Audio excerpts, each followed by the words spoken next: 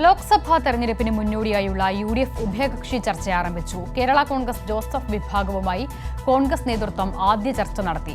കോട്ടയം സീറ്റിന് വേണ്ടിയുള്ള അവകാശവാദം ഉന്നയിച്ചതായി PJ ജോസഫ് വ്യക്തമാക്കി. അതേസമയം വിജയിക്കാൻ ശേഷിയുള്ള നേതാക്കൾ ജോസഫ് ഗ്രൂപ്പിൽ ഇല്ലെന്നാണ് പ്രാദേശിക കോൺഗ്രസ് നേതൃത്വത്തിന്റെ ആക്ഷേപം. പ്രതിപക്ഷ നേതാവിന്റെ ഔദ്യോഗിക വസതിയിലായിരുന്നു ഉഭയകക്ഷി ചർച്ച. ലോക്സഭാ തെരഞ്ഞെടുപ്പിൽ കോട്ടയം സീറ്റ് വേണമെന്ന ആവശ്യം യോഗത്തിൽ PJ ജോസഫ് മുന്നോട്ട് വച്ചു. ചർച്ച കോട്ടയം സീറ്റിലേക്ക് നമ്മൾ ആവശ്യമുണ്ടോ? സ്വാഭാവികമായിട്ടും അതിൽ തർക്കമുണ്ടോ?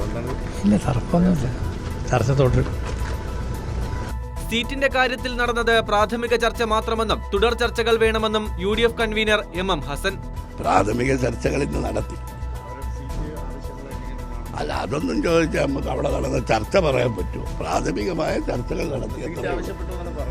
അല്ല, അത് തീർച്ചയായിട്ടും. പിന്നെ അതിനല്ലേ ഇവിടെ നമ്മൾ ചർച്ച ചെയ്തത്.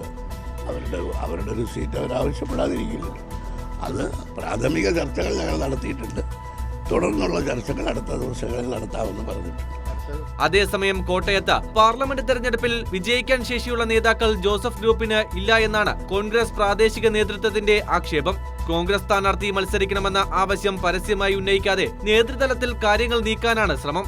എന്നാൽ ഒരു കാരണവശാലും കോട്ടയം സീറ്റ് കോൺഗ്രസിന് തിരികെ നൽകാനാവില്ലെന്ന നിലപാടിലാണ് Joseph group. Kairali news, Thiruvananthapuram.